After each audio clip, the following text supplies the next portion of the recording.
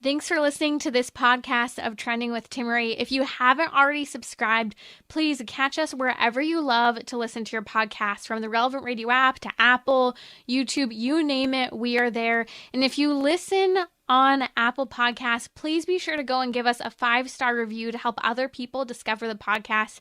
Anything you share in terms of episodes, whether it's texting it to a friend, posting on social media, helps to build up the kingdom for God, to help confront the challenging issues we face as a culture, but with joy, with hope, and with an eternal perspective where our faith collides with everyday life, bringing eternal principles to help us live our life joyfully. So, what's trending?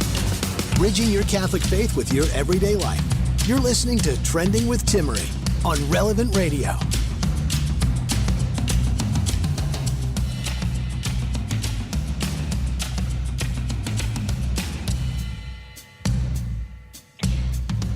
Things are happening rapidly across the nation on the abortion front. I know we hear about it every day, but I'm keeping you updated every day here on Trending as the story continues to develop. Yesterday, some of the latest news is the rogue judge and attorney general and how they are basically determining on their own how they will or will not implement what has been state law for nearly 100 years in the state of Michigan when it comes to abortion. So stay tuned. I will explain to you what's happening. This rogue judge and attorney general will take questions circling around the abortion argument today. If you have a question, number's 1-888-914-9149. We'll talk about the model of St. Joseph as a servant of Christ. Joining me now on Trending is Sean Forrest. Sean Forrest is the founder and president of the incredible missionary work being done in Haiti. His work is called Haiti 180. You can find it at Haiti180.com. He has built an orphanage and services a number of children, housing them and feeding them and caring for these children and the villagers in desperate need of support. He also, prior to this, has worked within the Catholic Church for years in formation, youth education, and is a musician as well. Prior to his reversion into, or actually conversion into the Catholic faith, he had a rather famous life as a musician, and he's here now to share his story of fighting his way from performing in bars to the Catholic faith. This is our weekly Gentleman's Hour today on Trending. And gentlemen, this is a story that is so inspiring to hear the conversion story of a man who's been there and who has fought his way to be the father and husband that he is today. Sean Forrest, welcome to Trending. Hi, how are you? I'm doing great. It's great to hear you back stateside from your work there in Haiti. Always good to come back. Wonderful. I am looking forward to unpacking so much of what you're doing now, everything from Haiti to where you started. If you could kind of give us a crash course in your life, you lived quite the life on the road as a musician, performing as the opener for some very high profile musicians that many people will, in fact, recognize. But why don't you share with us a little bit of who you performed for and opened for and where you found yourself in the secular music world? So the bands that we opened for, well, I've performed in front of Billy Joel. We used to do a lot of celebrity benefits, so there would be a lot of celebrities in the crowds for us. So Alec Baldwin, William Baldwin, Ferris Bueller, Matthew Broderick. So those would be the people who had come to the shows, and that because we'd do benefit shows for their causes, and then they'd be like, "Hey, do our show, do our show." So we've some of the older listeners would remember, like the Mamas and the Papas and things like that, and Hall and Oates. Those would be groups that we'd open up for back in the day. These are bands way before you too, just so you know. But I'm sure you remember. Fantastic. Now, you found yourself in the music scene. You're playing before some of what you could say the elitists here in the nation. You found yourself living a very comfortable lifestyle financially. Tell us a little bit of kind of where you were at as a musician, the success you had, and the state you found yourself personally and on a spiritual level there. we'd worked our way to a place of playing really big nightclubs, ski resorts. So in the summer, we're standing in the beach, and in the winter, we're at ski resorts, real high end bars, lots of money. And, we were sponsored by different alcohols, and the money was coming in really well. I had a condo on the beach with 4 private beaches, a sailboat, powerboat, fishing boat, beautiful wife. For fun, we just take off, go on trips. It was pretty good. Yeah, I got to a point where I was just working weekends playing music, but making more money than my friends were who graduated from college. So doing all that growing up, I was still young and a knucklehead, and I'm like, hey, this is a great life. This is all there is to life. Then after year 7, 8, 9, you start saying, so is this it? Do we just keep playing bigger venues and getting more money? Is that going to make me more happy? And I started asking some bigger questions. I got to a point in my career where I had to make a decision because I was getting recognized by some people, the possibility of doing a reality show of us up in the ski resorts.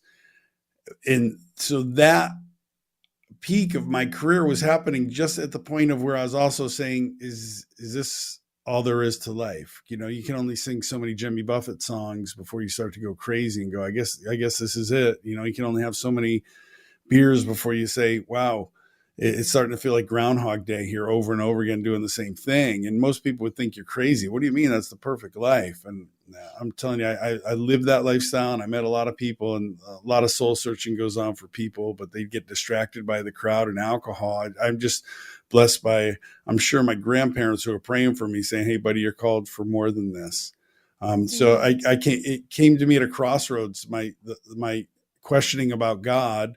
I came into faith from, I was a Protestant, and then just kind of left Jesus dangling out there because it didn't fit with my lifestyle of partying. So I went into Buddhism, checked out Hinduism, and I was just in everything. But I couldn't deny my intellect, my reason. I had to ask questions, and the philosophies that I was following weren't matching my question. They weren't answering my questions, and there seemed to be discrepancies. So I had to keep asking more and more questions. And, Jesus says, seek and you'll find. And, so I came to faith, not as somebody saying, I need to find Jesus. I was like, what is true? What's important? And why am I alive? And who knows the answer to that? And all those questions led me to Christ. And then I came into my old Protestant church again. Then I started asking more questions. Well, how do I know Pastor Dan's right about this? He just started his own church. Why can't I start mine? Ask more questions, read some Scott Hahn books. Next thing you know, I'm being confirmed in the Catholic Church. Wow, that's incredible. You jumped really quickly from where you were to where you're at, and it happens. It happens somewhat quickly, but you kind of found yourself in the midst of a sponsorship, I believe, with Jägermeister. You were performing in the bars. Part of your partnership was, to try and get people to toast and drink as much beer as they could, and the more money you would make. Can you detail a little bit of that experience and that conversion, even how a Catholic priest actually walked into part of that journey with and for you as well? Yeah, it's actually a really amazing story. So I'm on stage, and while I was performing, there was a Catholic church about 20 minutes away, and one of my shows, happy hours, was happening during their teen mass, and the young adults who ran that, and more young adults who ran that were coming to my happy hour show and leaving the church. And this priest walked in. I'm on stage, and I used to wear this cross, but it was more like decoration, or, Jesus is cool, but, I wasn't a follower. And I watched it. He was a little Italian priest. He walked through that bar so fast, like he was parting the Red Sea, just moving people out of his way. And he came to the foot of the stage, and he looked at me and he said, come here. And I bent down, and I'm not kidding. I thought he was going to request a song. And he goes, I know, I'm so arrogant. And he goes, you should take your cross off.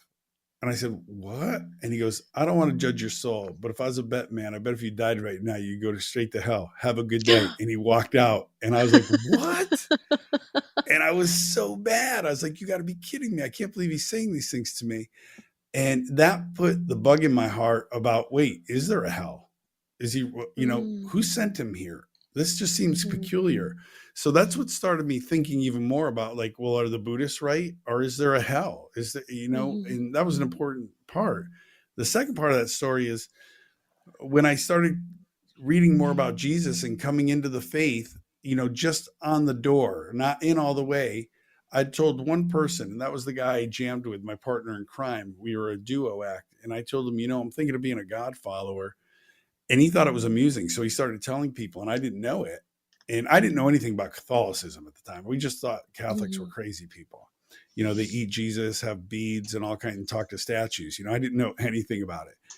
And I got a knock at the door right before I'm about to do one of the biggest shows. Now, during my shows, you were right. I would get on stage and they'd line up a bunch of shots of Jägermeister, and there'd be about 1,500 people at these shows. And at least 3/4 of them would get a shot, and I would do a toast. It was always a limerick, and it was very inappropriate and had to do with Jägermeister. And, I'd get a lot of money for it because the Jaeger rep was there watching me solicit that alcohol. So I'm like, hey, of course I'm going to do these shots. But it was making me question, when I started thinking about Jesus more, can I be a God follower and keep doing this? I'm starting to feel uncomfortable. I think I'm developing something called a conscience. And I'm in my condo and I get a knock at the door, and these 3 guys walk in. And I'm like, hey, and one of them looked familiar. I'm like, is your name Guy? He goes, yeah. And I go, what do you guys want? He goes, before you go on your show, we want to talk to you and see if we can pray with you. And they were Catholics. And I was like, you got to be kidding me. Who knew? They came knocking. This never happens. Right. And they're like, hey, can we pray with you? I'm like, no, I barely even pray. Could you just please leave? And they handed me a rosary. I'm like, what's this? And they're like, it's a weapon of the Lord. I'm like, you guys are weird. You just got to get out of here. And they're like, we're going to be praying for you.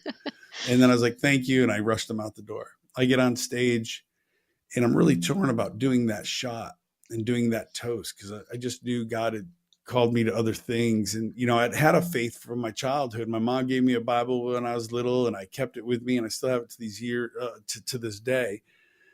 I walk out on stage and I'm just torn. I'm like, dude, if I really want to seek God, can I keep helping people get drunk and leading them and getting drunk myself? And I got nervous, and I was like, you know what? My boat, I like my house, I like all my money. So I knelt down to do the shot. And when I looked over, those 3 guys who'd come to my condo, Catholic guys, they were in a section over to the right where you can sit and have food. And they were praying a rosary for me in the bar. Wow. Which was crazy. And I was so moved by that it gave me this courage. I was like, wow, I don't know what those guys believe, but they love me. And I didn't do the shot. I didn't do the toast. And instead I said, hey, I want to play you guys a song. And I always say this was my getting out of the boat moment, where Peter takes a step in faith. He falls, but at least he got out of the boat. And I said, it was kind of at that moment I said, all right, I'm all in. I want to stop pretending. I'm really going to seek you, God. And so I played a song for everybody about Peter walking on the water, about him getting out of the boat. Nobody knew this whole time while I was discerning. That story always touched my heart, about the courage to step out of the boat while the rest of the men stayed in, fearful. I wanted to be that guy. And so I sang this song about Peter and Jesus on the water in a bar room full of drunkards. And I got to tell you, singing a song in public is scary. Singing an original song in public is really scary, but singing a song about Peter walking on the water in a room full of drunkards is horrifying. And I played it, and within a couple of weeks I was completely out of work from every bar, because I couldn't party anymore. I was done. My heart was just done with that. And bar owners were like, hey, we count on you to sell alcohol, and you sell alcohol by drinking it yourself. And I was like, well, then I'm done, and lost all that income. It was financially a ruin, but one of the greatest moments in my life. My wife will agree with that, because that's what kind of set us free to finally go on the adventure with God. Praise God. What an incredible testimony. I want to come back to many parts of this, one of which we'll talk about, why did these 3 men target you? Where was your wife in this journey? What were her thoughts? We'll unpack also that moment of, here you are, you go through this conversion, but what does that mean now? You're losing everything. You found yourself out of work. What does this mean for your wife and your future? We'll be right back here on Trending with Sean Forrest. Find his work at Haiti180.com.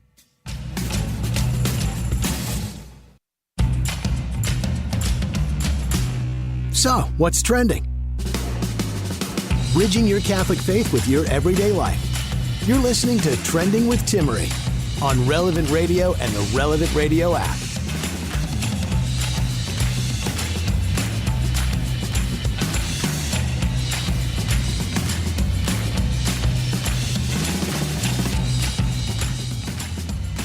You're listening to Trending with Timmerie during our weekly Gentleman's Hour. We're going to discuss St. Joseph and his role as the father of Christ in just a little bit. We'll also take your questions on the abortion front. I'll give you the latest news, especially coming out of the state of Michigan. A rogue attorney general as well as a rogue judge making their own decisions about abortion in this state. This is outrageous. We are looking at potential anarchy when it comes to decisions circling around abortion. So it's a warning. It's an idea of what we will see when the anticipated Roe versus Wade decision is overturned in the coming weeks, in the coming days by the Supreme Court of the United States. We'll also take your questions, some of those common arguments you're hearing on abortion. You can also send those to me on Instagram at Timmerie, Timmerie, where we've also posted some of the latest arguments in response to the abortion crisis that we've covered here on Trending. Joining me today is Sean Forrest. Sean Forrest is the founder and president of the incredible nonprofit in Haiti called Haiti 180, helping to care for orphans, children, and villagers there in Haiti with housing, food, and the basic care that they need. He's been sharing his incredible testimony of coming from the secular world as a musician, performing before some of the top musicians and artists in the world, in celebrities, performing and working, making very high dollar amounts. And he left us off with his story of how he is there working in collaboration with the Jägermeister in the bars, and he's making money based on how much essentially he can get people to drink in the bars while he's performing. And at the same time, he's going through this massive conversion into Christianity of his childhood, but ultimately into Catholicism. A priest walks into the bar, calls him out. 3 men show up at his doorstep and then at his bar and are praying for him. And here he is. He can no longer do these toasts, encouraging all the alcohol. He's having a hard time performing in the bar scene. And as he starts to perform more of a faith-filled song, actually one of the first songs he ever wrote, he ends up being canceled. Talk about the cancel culture. Within 3 weeks, he cannot get a single job. And he's going to share with us a little bit about how he was facing everything from losing everything financially, I think even on the brink of bankruptcy. And I'd love to pick up the story here, Sean, here, where your wife was in the midst of this, and even how these 3 men targeted specifically you to pray for, show up at your doorstep and then at the bar. Well, so Julie, my wife, she was out partying with me, honestly. But the strange thing is, but she always went to mass. It was bizarre to me. It was like, well, you're doing everything else wrong. To keep going mass. She's like, I can't miss. So she didn't have much knowledge. She's a brilliant woman, but she never really trained to know much. When I'd ask her questions like, well, why Catholicism, this, she's like, I don't know. I just need to go. So when I became Protestant, I made her come to church with me, and then she'd go to mass, and I would be so offended because I didn't understand why. And it would drive me crazy because she wasn't sure completely why. And then it's funny. Then people start to say, well, thank God your wife brought you back to the faith. And I'm like, actually, it wasn't like that. She went to mass, but she really wasn't into the faith. And then when I converted to Catholicism and started reading and studying, I was like, do you know Catholics do this because of this? And she was like, well, no. And this, so by me catching on fire, that launched her even more to go, now I know why I do the things that are in my heart that I've been compelled to do. So it's like when her intellect matched her heart, man, she just skyrocketed. And as far as those 3 guys, I have no, man, that's just a God thing. I have some very holy grandparents who prayed for me. And it's funny, I don't stay in touch with, I haven't seen them ever since. It's just, we just never reconnected through it all. That's I think incredible. that was just at a certain time and a certain moment, Yeah, they were inspired, divinely inspired to intercede for you in your life. I mean, praying, it speaks volumes to, maybe there's been a moment where you've been in a person's life, you don't know why, you don't understand it, you feel compelled to pray for them or even, speak to them, call them out, and to not be afraid in those moments. And that literally played a major part in changing your life, Sean. So here you are. You What are you facing financially? You can't get a job. What's next? What's happening? You're in the process of converting to the Catholic faith. Yeah, I mean, I'm scared to death because I'm like, what else can I do? I didn't go to college. Eventually I did, got my degree in theology 20 years later, but at the time I'm like, what am I going to do? So I just started doing what I knew to do, and I just started writing songs about faith and put my heart out there. And I just started doing these little coffee houses. And so I went from this huge stage full of people to these coffee houses full of Christians or little church shows. And a guy sitting there is his name's Dan. He was the former road manager for Bono of U2. Hmm. And he heard it, loved it, and then signed me to a record deal for Christian music. Wow, And that's next thing I incredible. know, I'm performing in bigger crowds, and that's going phenomenal. But walking with God, it's an interesting journey, right? So I'm like, wow, I'm going to make it. I'm going to make it even bigger than I did. And then it just, my heart was just compelled to be more of an evangelist instead of just singing. I really wanted to share the gospel, so I actually gave that up to start running retreats for kids in schools. So I used to run about 100 confirmation retreats a year. I did that for about 20 years. And then during that time, it was really clear, God just kept putting on my heart, take care of my poor, my poor. And when I heard Mother Teresa say the poorest of the poor, that's when I was like, all right, I know God's asking me to work with the poor. And my pastor, one day I said, hey, I need to work with the poorest of the poor. And he said, I'm going to Haiti in 2 weeks. You want to go? And I was like, absolutely. And the rest was history. That was 20 Mm, years ago. So mm, it was this crazy time of my wife and I trying to figure it out, because it's difficult when sometimes somebody comes into the faith and the other spouse doesn't. There can be a resentment there, almost a jealousy towards God. right. So I'm really grateful that when I launched into it, she was ready to launch with me. It was really a beautiful moment for us in our marriage.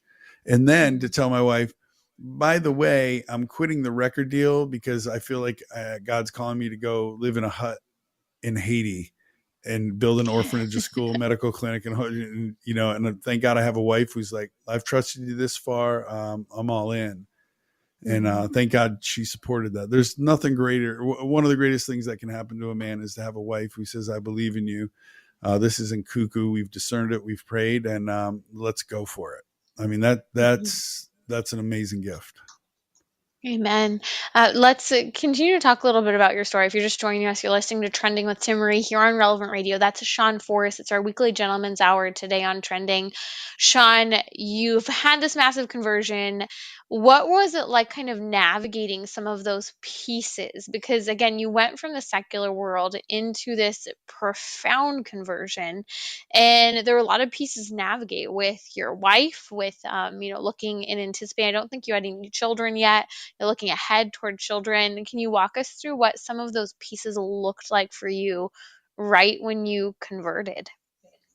I mean, I was just dumbfounded because it was just so big and emotionally. I mean, for me personally, it's like all of a sudden I'm like going, wait, you mean I can't just take my hurts and wounds from childhood and numb them with booze and being on stage? I have to deal with stuff and actually go to God and confess sins. So, I mean, I was actually having anxiety. It was an exciting time, but it was horrific because God was like, if I'm going to use you, we got to heal some stuff. And so Mm, he brought me into the fire of anxiety, panic attacks, this whole thing to get me ready to launch me to go out. And, I don't really fit into any mold as I'm still this stage performer in the Catholic world. So it's, I'm not the holiest of guys. I'm just a very regular person that I just keep saying yes to God, but I find myself in the confessional frequently, um, all while my wife is like, hey, let's go on another retreat. And I'm like, absolutely. She's all excited. That's great. But we're still trying to figure that out between us two. It's actually almost hard to put into words between us, just this exciting, horrifying, wonderful experience, all while trying to deal with the public again in this new platform while dealing with people who all of a sudden show up at a show who haven't been to church in 20 years, but heard them performing in there, and they're looking at me, scratching their heads, going, "Wait, weren't you like a year ago singing about Jägermeister? Now you're singing a song about Jesus. What's going on here?" So it was really just a tumultuous time of, I don't know what I'm doing, God. Just do whatever you want, because I'm just kind of lost right now, and I'm just going to keep walking. I don't know if that answers your question, but that's really where I was at. I'd love to hear for you, especially being a convert. You weren't originally Catholic. What confession was like? You mentioned anxiety and panic attacks in the midst of this conversion, but I know you have a strong devotion to confession today. What was it like for you in the very beginning, and how has that led to the devotion you have today to regularly going to confession? So my first confession, oh my goodness, like honestly, I wasn't even Catholic at the time when I went to confession. I went to again afterwards. I just was so compelled to go. Um, Wow. but it was for the priest. Is like, what? I'm like, whatever. So you're not Please Catholic? I'm just like, let me no. He's like, confess. so it was a really healing thing. I have a lot of Protestant brothers and sisters out there on fire for the Lord, but I've tried to tell them that when I was a Protestant, when I came back to my Protestant faith, I still had so much guilt and shame, because you're like, yes, Jesus forgives you. He forgives you. And I'm like going, yeah, but it just doesn't, I'm just not free. And my first confessional, I asked the priest to, walk me through, walk me through the 10 Commandments and just let me relive everything. And I was in there for about 55 minutes. And I'll never forget, the priest had this cross, and he put my hands around it, put his hands around it. And when he said, "I absolve you of all your sins, though you're unfaithful, he remains faithful." I walked out literally feeling free for the first time in so long in my life. So I frequent confession. I need to, because I'm a sinner, but also it's such an amazing gift. So yeah, that was so transformative for me, to actually vocalize my sins out loud and hear somebody say back, "You're forgiven." Not just hope you're forgiving or trust, but to hear somebody speaking in the person of, Christ, in persona Christi, and say, "I absolve you of all your sins." You're like, oh my gosh, Mm, the wonder was gone. I'm like, I'm free. mm, So when you experience something like that, you just have to tell everybody. Now, mm, again, every show or anything I do, I tell people I'm not holy. I don't have it together. I'm a train wreck, just so close to going off the rails. And I just thank God for the church and its sacraments. That's the only thing that keeps me on the track. And I bump off once in a while, but God's a fool for me, so he keeps bringing me back. A wonderful fool. When I say fool, you know what I mean? He's like, "Yeah, you're a knucklehead, but I love you. Come on back." mm. So Sean, can you tell us if Saint Joseph played any role in your conversion into the faith, or even in these years since converting to Catholicism? So in the beginning, actually, no. But when I had children and I really tried to be a good husband, like really of faith, so much so, um, as far as understanding that I'm the protector of my family. Joseph was this great protector of God and the mother of God. And, he's willing to lay his life down for his family. And that spoke so much to me with my kids, that not only do I need to protect them physically, but spiritually, the devil wants them. And it allowed me to look around and say, what have I been inviting to our house that might affect our kids? What can I do to defend my kids? It's real easy in my profession to want to get really big so people know you. And so you take all these gigs, then you're away from your family. And the devil's like, great, I love pride. It's my favorite sin, because now I got your kids, because you're so busy building up that ego again that you left your kids unattended. So that's St. Joseph helped me to see that I've got to take care of my heart with God first, then my family, and then any ministry after that. And, Mm, and, and he also gave me the courage to, with my kids, really speak to them about the faith, to be present to them, not be embarrassed to pray over them, and bring them on an adventure for God. I've been working with the youth for so long, and the kids, many of them are so bored because they're not on an adventure. They're just reading books about Jesus, but they're not out on mission trips. They're not encountering the poor and feeding. They're not given the opportunity to be the hands and feet of Christ. They're potential witnesses of Jesus instead of actual witnesses for Jesus. And so from a young age, I was like, all right, I got to look at St. Joseph, and he's going to be like, all right, man, you see what I did? I protected my family. I was there for them. I took care of my wife, and that was instrumental to me of saying, if that's what he did, if God trusted this man with his son and the Blessed Mother, I've got to pay attention to what this saint did. So Saint Joseph really helped me to grow close to my children, not be afraid to do whatever it takes, no matter how countercultural or how bizarre things might seem. It's like, yeah, okay, so I'm going to drive my kids an hour to this Catholic school because it's authentic, it's real, it teaches the faith. It's a lot of time. And people would say things, well, don't you get tired of the ride? And my wife and I'd say, no, because we have the best conversations on the way home from school. We got a captive audience. So in that sense, teaching me not to be afraid and to face whatever's coming at my family head on and be the shield where the devil's spirit hits me first before it'll even touch my family. It was a big influence on my life. Sean, thank you so much for your testimony, the work you do today as a father, as a spouse, and your work in Haiti. If you'd like to learn more about Sean's music or his mission work in Haiti, serving especially orphan children there, check out Haiti180.com as well as SeanForrest.com. That's SEAN Forrest, FORREST.com. We'll include links. We've already included the links on social media. You can find that on Twitter and Facebook at Timmerie, Timmerie, and they'll also be in the podcast notes for today's show. It's an incredible testimony. I hope that you'll share Sean's story with others by subscribing to the podcast, relevantradio.com/trending, or wherever you catch your podcasts. We are there. You can save this episode, send a link to a friend, text it to a friend. We'll be right back here on Trending during our weekly Gentleman's Hour. We'll talk about St. Joseph and his title, Servant of Christ, and also unpack the latest news of a rogue attorney general and a rogue judge in the state of Michigan making up their own rules about abortion and not following the laws there in Michigan in the face of Roe versus Wade being overturned. We'll be right back here on Trending.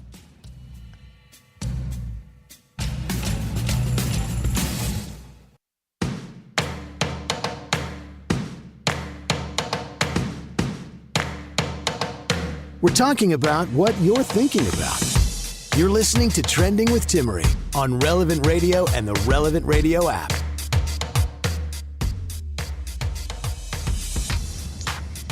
In the tradition of the church, we have always celebrated St. Joseph on Wednesdays. There are themes that permeate throughout the life of the church, various months, and even days of the week. Each day of the week has a theme. And Wednesday, we turn to the intercession of St. Joseph. It's also traditionally held a day of penance for extra fasting or abstinences or offerings that are available to us that we can participate in.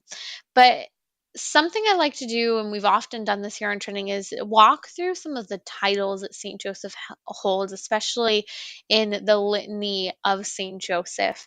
And one that has been particularly on my mind is the title in the litany of St. Joseph, where he's referred to as the servant of Christ. And especially when talking with Sean Forrest from Haiti180.com, and hearing his testimony from the fame and the success in the eyes of the world and the monetary gain, and then having this conversion and just being absolutely knocked on his butt by this conversion, and how it transformed and changed his life. I was thinking about St. Joseph and how when we hear, at least when I hear this title, that he was the servant of Christ, here's this father who was the father of a baby. I mean, Jesus, he knew Our Lady through her pregnancy. He saw the birth of Jesus Christ. He held the infant in his arms. And yet St. Joseph holds this title, servant of Christ. Not and we do talk about him as the head of the Holy Family, but at the same time as he's the head, he's also the servant. And that title right there, I really do believe just knocks us off of our high horse of pride, of authority, of position, of desire to be seen, and reminds us that we're called to service. Jesus Christ gives us this model that he has not come to be served, but to serve and give his life as a ransom for many. And we see in St. Joseph that while he was the father, he served the son. He became the servant of Christ. And it's interesting because it's so enchanting. A child can be that a parent is enchanted by their child. A parent can be willing to do anything to meet the needs of a child, from diapers to feedings to sacrificing their own sleep, and any number of things that a parent does for the child. But Saint Joseph did the same thing in unimaginable ways at a time when we didn't have 21st century conveniences and technologies to make things easier. But also, he did all of this at the hands of the service of Jesus Christ, the King of the universe, who was housed under his own roof. Imagine the pressure and the expectations placed on himself that he had for himself, knowing how special this child was and how special the Mother of God was.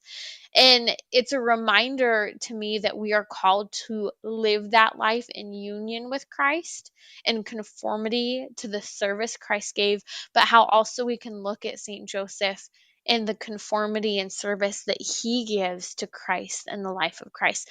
And that should rock our world. When we hear the stories such as Sean Forrest, who just shared his own incredible testimony about how his conversion to his faith rocked his world, it led him to lose everything and transition into a totally different lifestyle. And that's a good thing. Conversion should rock our world, and it should continue to do so.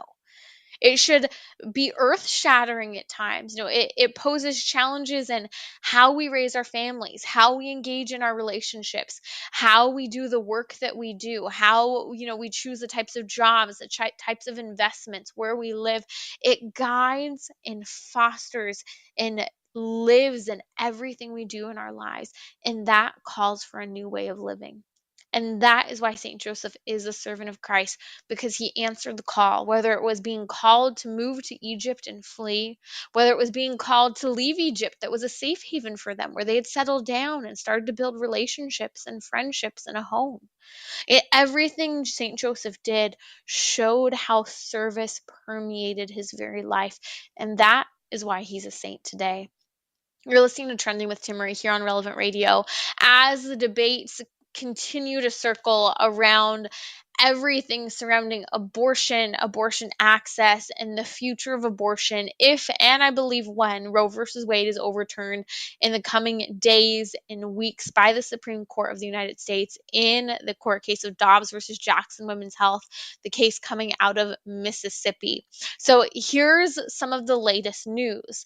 In the state of Michigan, a pro-abortion judge and the attorney general have absolutely gone rogue and have blocked a long-time state abortion law, nearly 100-year-old abortion law that is currently on the books in Michigan, because they are afraid, in anticipation of Roe versus Wade being overturned, that suddenly abortion will be made illegal in their state. And technically it would and should be. In the state of Michigan in 1931, like majority of states across the nation prior to Roe versus Wade, abortion was criminalized. 1931, in the state of Michigan, a law became the law of the land in Michigan that criminalized abortion as a felony, except when necessary to save the life of a mother. And just to be clear, we talked about this earlier in the week and last week. There's never a case where abortion is justifiable or should be ever used to save the life of the mother.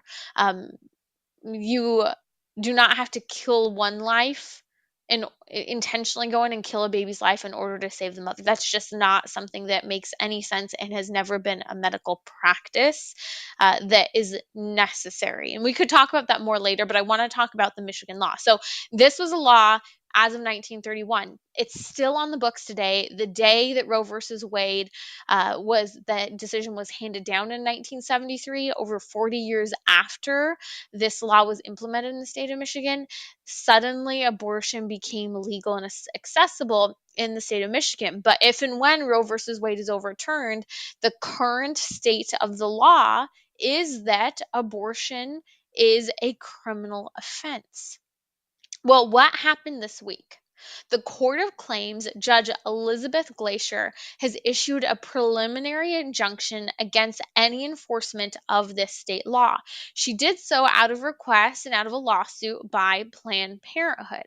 So, what this means in the preliminary injunction is that the court is ordering a prohibition on any lawsuit and therefore ultimately any enforcement of this law until there has been a trial or other court action. So, what this means is that even though the law in Michigan is that abortion is a criminal offense, even though that's the standing law, when Roe versus Wade is overturned, there's an injunction on this law, so this law will not be enforced. Now, this is an example of what's going to actually happen in the vast majority of states. There are actually currently pro life laws written into the state constitution, into the state law in a number of states that would immediately make states pro-life. And this is why the battle from state to state is so important, because Roe versus Wade being overturned returns the question of abortion to the states. And in the state of Michigan, abortion would be illegal. Now, again, this law has not been enforced since 1973 when the decision of Roe versus Wade was made. But let's give a little bit more history. So, Judge Elizabeth Glacier was actually involved back in 1997 when, actually, back in the 90s and 97, Planned Parenthood sued the state sued the state claiming a constitutional right to abortion. So they obviously were a little concerned about, the state law in Michigan, and they were concerned possibly about Roe versus Wade being overturned. And so what they did is the Michigan Court of Appeals then looked at this and said, okay, well, is there a constitutional right to abortion underneath the Michigan Constitution? Well, the Michigan Court of Appeals found that there is absolutely no right to abortion in their state constitution. Well, the Court of Claims Judge Elizabeth Glacier was then at that time volunteering for the ACLU, radical pro abortion, pro everything we don't agree with organization of lawyers that at the time was representing Planned Parenthood. Well, guess what? Judge Elizabeth Glacier was actually representing Planned Parenthood in this case back in 1997 when the Michigan Court of Appeal made clear there's no constitutional right to abortion. Judge Elizabeth Glacier actually lost this court battle when she was representing Planned Parenthood. Well, fast forward to this week. Judge Elizabeth Glacier has gone rogue, making this decision, as now she's currently the Court of Claims judge, which really doesn't have an authority to just step in on a decision like this, but she has. She took it upon herself to engage in an analysis without considering any advocacy in terms of opposition as to whether or not there should be an injunction placed against the current standing Michigan law. Now, in reality, Judge Glacier should have recused herself from making any decision on this case, as she represented Planned Parenthood on this exact same issue back in 1997.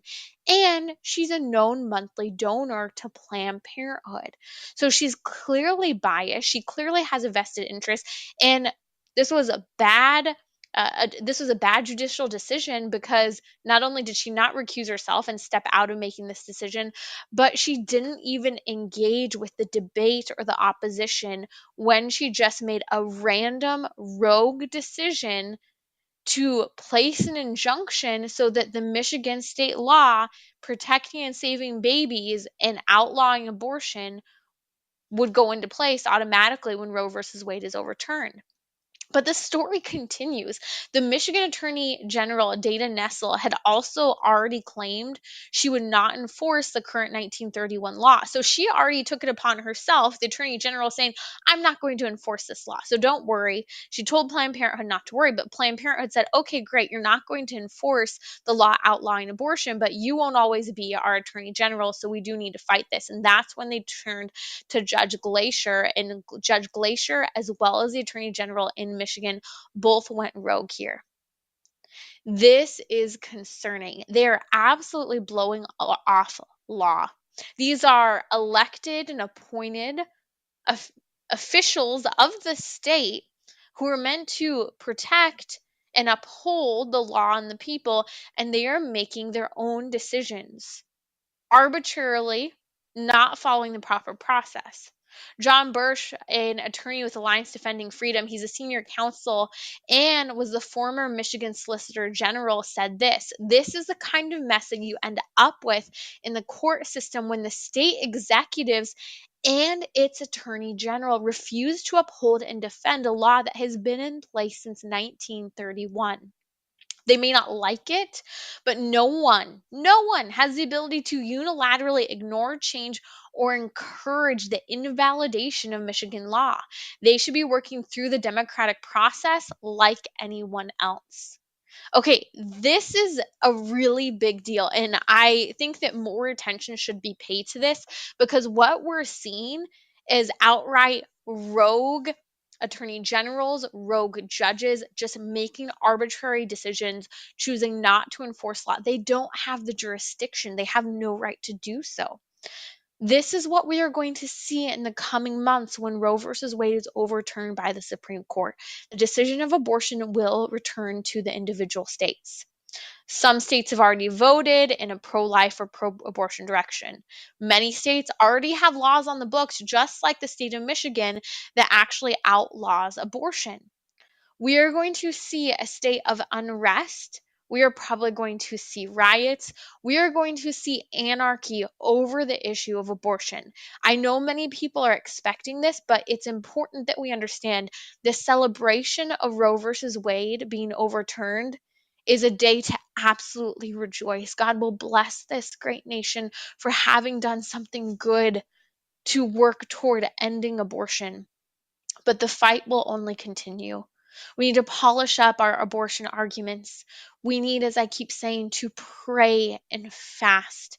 Pray for peace. Pray for people who've experienced abortions, for peace and healing. We need to pray for our lawmakers, appointed judges, attorney generals, that they do the right thing. They uphold the commitments they have made based on their offices, based on their appointments.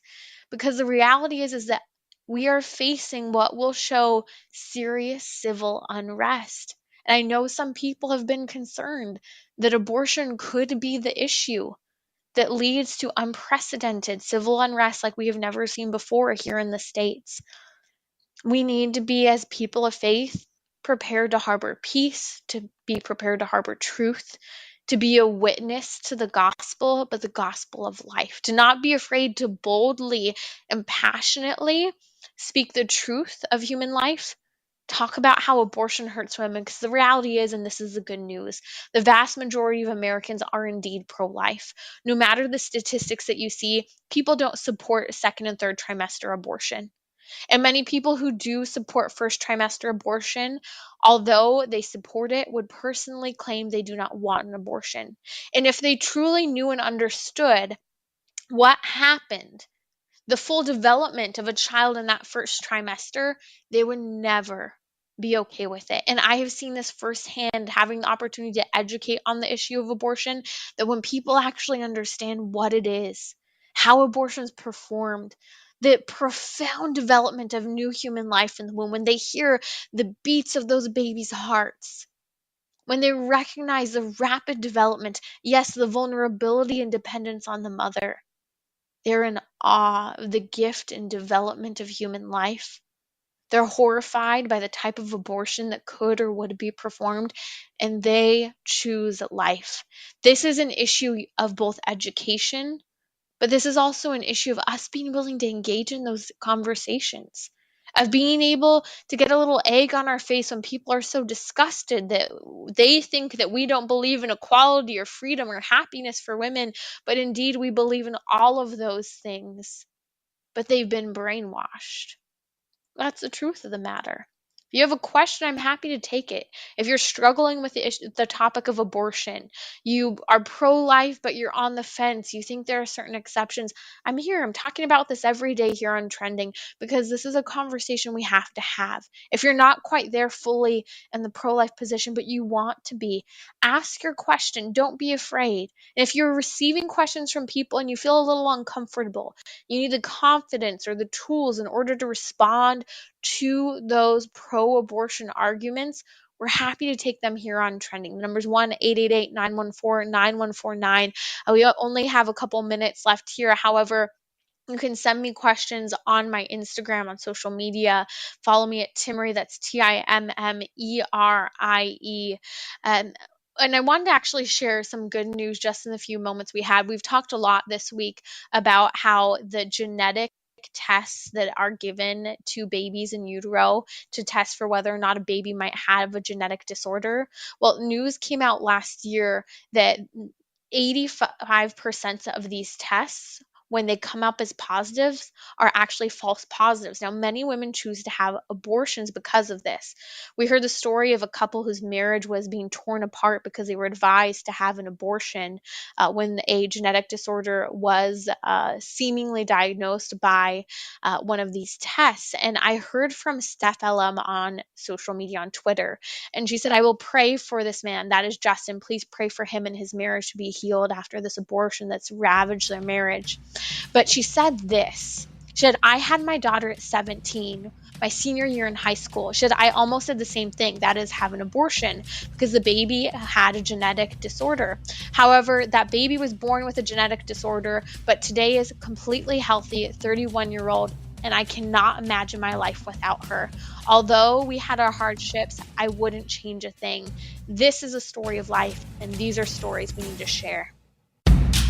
Dating, marriage, relationships, so many questions. This is Timmerie from Trending with Timmerie. Thursday is our weekly marriage hour, and we'll do anything and everything from taking your questions on dating, marriage, relationships, including experts in all areas of relationships to long-term marriage. And we'll also dive into some of the most important topics confronting how to find true love today. So join me Thursday at 6 p.m. Central on Relevant Radio or the Relevant Radio app.